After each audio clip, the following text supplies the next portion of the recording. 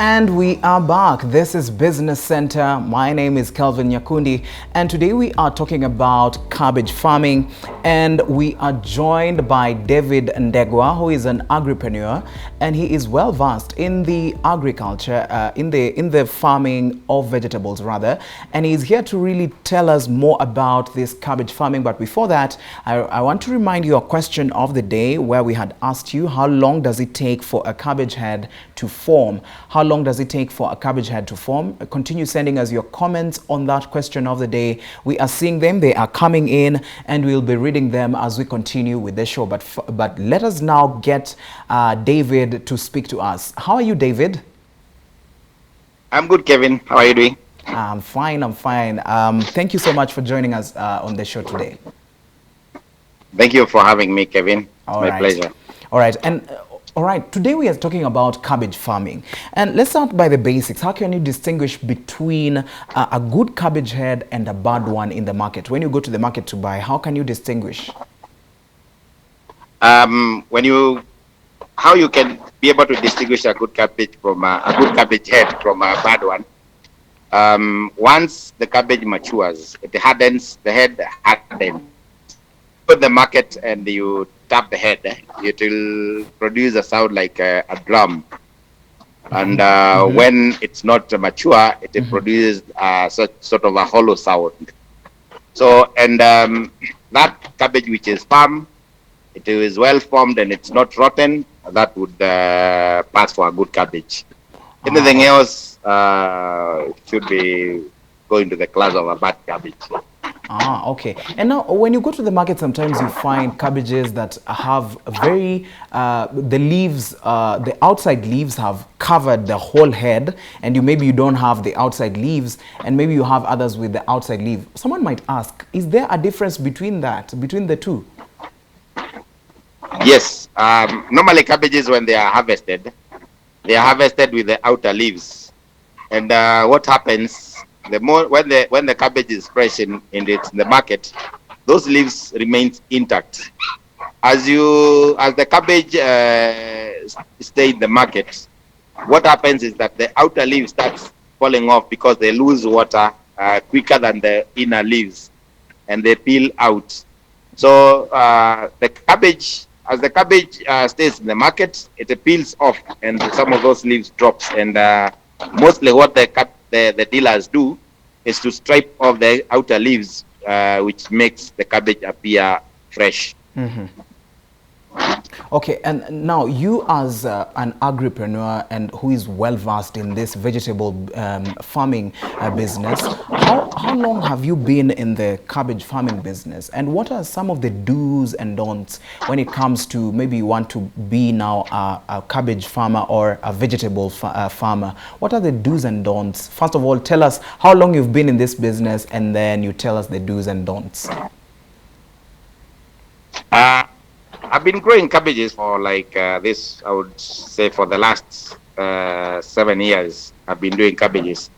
But the first time that I started growing cabbages would be, I would call it like 20 years ago. So I'm well versed with cabbage growing. If you say 20 years, that would be like an experience of 20 years growing one crop. That's not a mean task.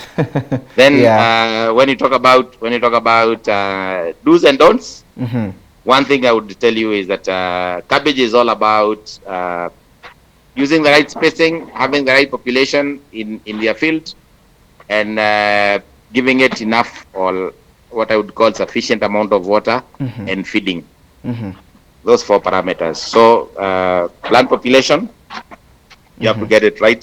Plant population per acre, you have to plant it light using the right fertilizer, you have to feed it adequately, you give it enough water, and you control mainly aphids and caterpillars. Those are the 2 enemies: aphids, caterpillars, and something else that is another pest that is called diamond bark moth, which cause withering effect. You look at a leaf, you see as if you are looking through a cutting. All right, and you've spoken about the pests and caterpillars. I think we'll get to that later on. But let me now ask you, because you've said you've been in this business for a long time, because 20 years or 7 years is not a little time. What can you say is the state of cabbage farming in Kenya as at now?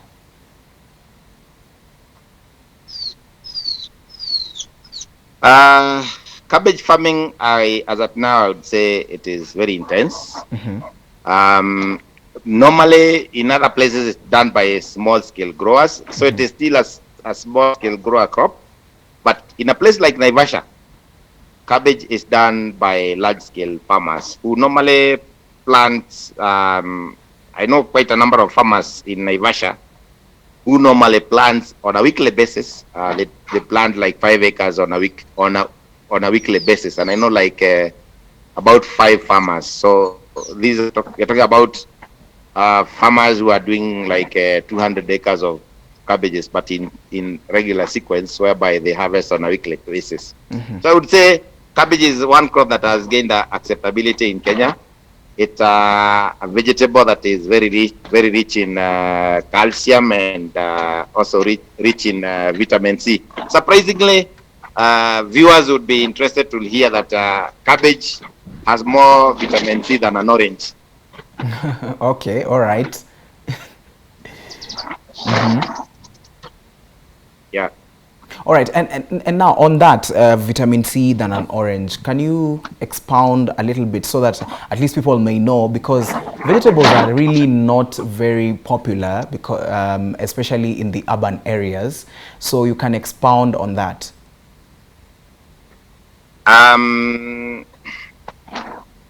Cabbage is one vegetable that has gained acceptance in the urban area.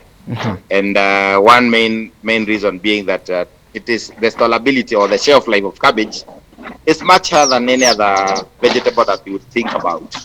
It is easier to store cabbage for like 2 weeks. It has a very good storage, shelf life. The other thing is, when I talk about vitamins, we know that anybody you talk to will tell you that if you want vitamins, you go and buy fruits, oranges, or lemons. But nobody talks about more concentration of vitamins when you talk about cabbages. And most consumers don't look at a cabbage as rich in vitamin, mainly, especially C. And also, it's got. I'm not a crop nutritionist, but I'm not a nutritionist. I'm a body nutritionist, but I've seen through journals that it has anti-carcinogenic effects. So for those people who have cancer, if you drink cabbage juice, one thing it has got that healing effect. I don't want to dwell more on that because I'm not. All right. I'm not an expert in that field, but when it comes to human nutrition, cabbage is a vegetable that you should have in your menu. All right. Okay, now let's move along. Now, what are the best varieties of cabbages in the country? What kind of varieties do you find people saying this is what we like? Like, what are some of the varieties of cabbages that are really popular in the country? The most popular. There are 2 most popular. One is Gloria, and Gloria has been with us for a very long time, has stayed in the market, and it's very popular. And there is also Victoria. Those 2 are the main varieties that if you plant, anyone coming to buy cabbages, if a farmer plants those, anyone coming to buy cabbages for you, as far as provided you have taken good care of them, they don't have pests, and they are not diseased, they will buy from you. There are also other varieties like Copenhagen markets, which has been with us for a very long time. One thing is that it is very sweet, but it doesn't become big. You know, Kenyans have got this obsession with they like big things. Quantity, they like big things. So yes. Quantity. So the Copenhagen market is a small head. But it's also very compact and it's sweet. All right. But because of that size, if you take it to the market, it's not as preferred as the Victoria and the Gloria. There's also Sugar Boy, Drumhead, Sugarloaf. Those are varieties that are not very popular these days. Oh, all right, David, I'm really interested to know. You know, these names are very funny. Sugar Boy, and you've said some other names there that I can't remember. But now, let me first Victoria. ask this Gloria and Victoria. Can you tell us some of the characteristics? Because we see all of them have female names or maybe names of areas. Please expound to us more how this came about, and then now we'll go to those other names that you've mentioned. This answering what you have asked me. These two varieties became popular because one of the biggest markets, cabbage market that is known in Kenya, is Mombasa market. Mombasa sells about in a day they sell about 6 trucks. You can think about a truck carrying an average of 3,000 cabbages. Wow. You multiply by 6, that's 18,000 cabbages that are sold on a daily basis. Yes. And that's minimum. If you imagine Mombasa and its warmth, high temperatures, those two cabbages varieties are able to sustain themselves or to be sold for between up to 4 days, maximum of 4 days without deteriorating. And that's how they became very popular. In terms of taste, I think that is one of they also taste nice. These names, when the plant breeders are breeding a certain line, they give names based on their preference and maybe from where this plant was bred at or location. All Victoria or Gloria, these are breeders' names that they give to varieties which they are breeding. Okay. And that's how the names are acquired. Okay, all right. So this also these other names is just the person who bred them that decided to give them the names, and yes. So, for example, we have this cabbage that is the cabbage with very unique colors. What can you say about them? Do we really grow them here, or they're imported from outside? There are other cabbages like the red cabbage. There is also the Chinese cabbage. They are all grown in Kenya.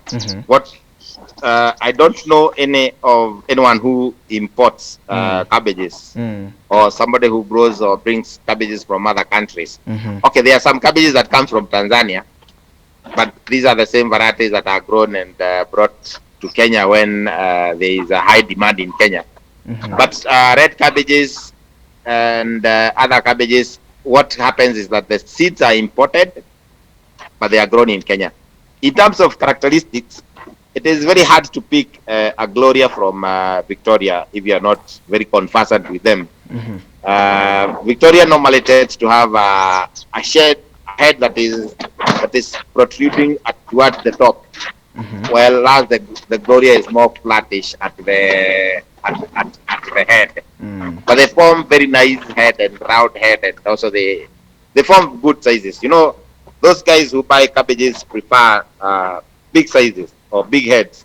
The bigger the head, the higher the price. Yeah. Yes. And in terms of taste, the taste, a smaller cabbage tastes as a bigger cabbage. The taste, there's no taste difference. Okay. When in reference to the sizes. Yeah. All right, and now let us move on to a matter that is really of concern, because we've been having weather patterns that are really fluctuating. Sometimes it's raining, sometimes it's sunny. Within a day, you can have, like, especially here in Nairobi, the people who are in Nairobi, you might find the weather is not really able to. You can't predict the weather, especially if you are a farmer. So, what would you say is the best weather that suits cabbages?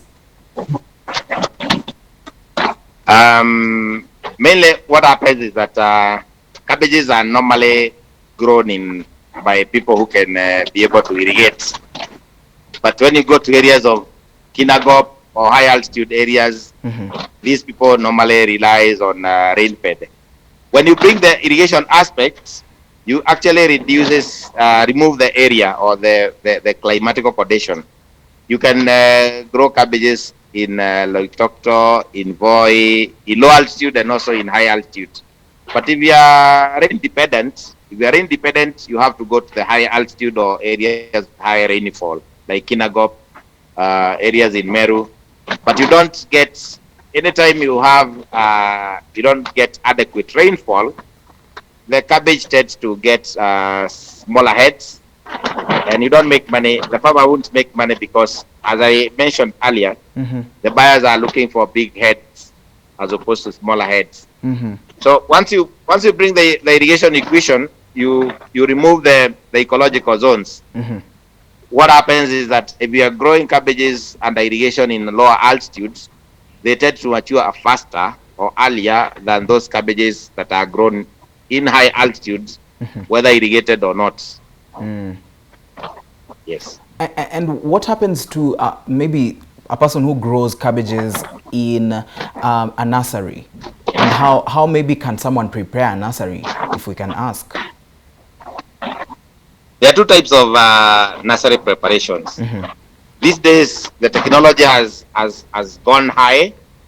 There are some farmers or specialized nurseries who are growing or propagating seedlings in trays.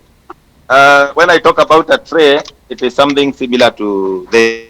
This is a tray. All right. And these are spinach that have been propagated or raised in trays. In the end, you end up having something like this. This is a cabbage seedling.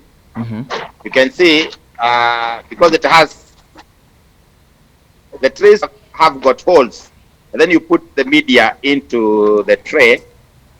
Once you plant the seed, you'll end up having a seedling like that is like. When you prepare your seedling like this, you escape from something that is called planting shock.